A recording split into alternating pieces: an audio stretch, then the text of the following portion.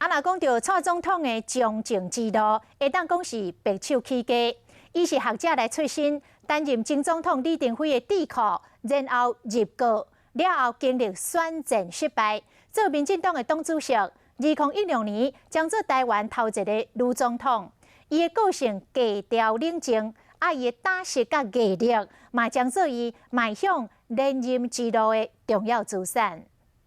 基本上来讲，它这个 GAN 是有足够的弹性的，就对于蔡英文是法律学者出身，专长是国际经济法甲竞争法，参与多处国际经济性会议，甚至担任谈判角色。除了前总统李登辉甲陈水扁的首席行就政治路。一个中国各自表述或各自表述一个中国，讲的都是同样一件事情，这是两岸定位的问题，跟我们的国际攻坚无关。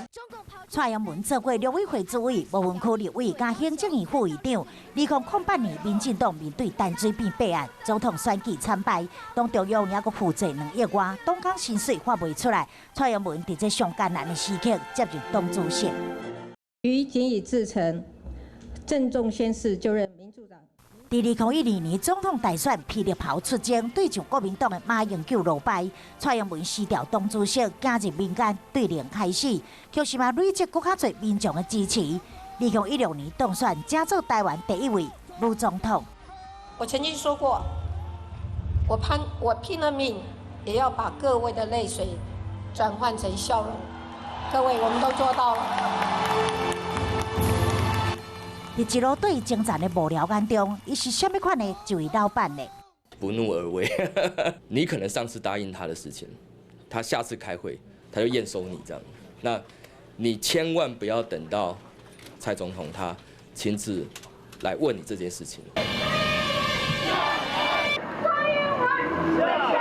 向所有的军公教同仁致上我最深的谢意，我要代表国家向各位说一声。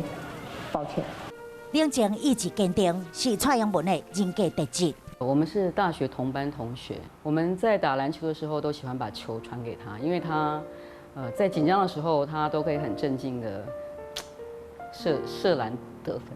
熟悉蔡英文的朋友认为伊冷静，但是无冷酷。我的另外一个同学，他说他有一些孩子的书想要送给我的小孩，蔡英文二话不说，当场跪在地上，把那些书都整理成2叠，然后用粗绳把它绑好，然后一只手提一摞这样子，一个骄傲，或者是说一个不知民间疾苦，这样的人他是不会做这样的事。